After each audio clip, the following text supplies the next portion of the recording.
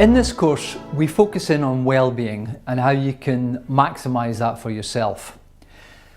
Well-being is determined by what we experience, but also our reaction to our experience. So it's always this combination of, what's happening to you at work, what's happening to you in your life generally, and how you interpret that.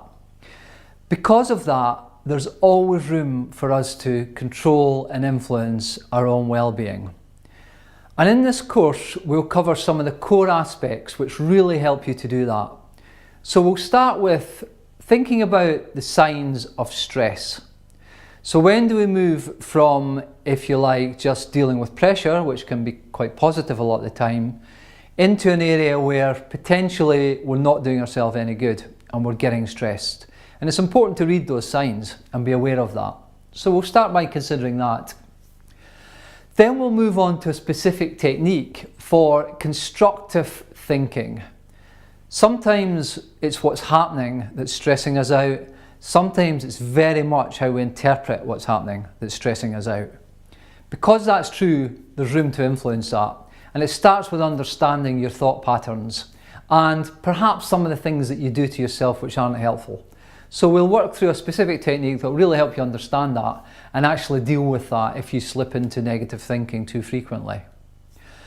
Then we'll move on to drawing on the positive. This is something that sounds obvious, but we're often not very good at in practice really.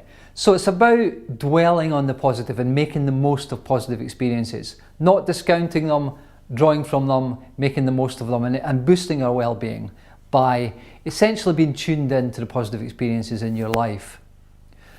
Finally, we'll move on to some of the lifestyle factors more broadly that make a difference. And I will highlight 6 key ways for improving well-being and health in your life generally that are practical and useful and have got a real research basis behind them. So by the end of this course, you'll be able to recognise the signs of stress in yourself, know what to do when that's happening, particularly in terms of controlling your thinking, making sure that you're thinking constructively and thinking through the issues properly.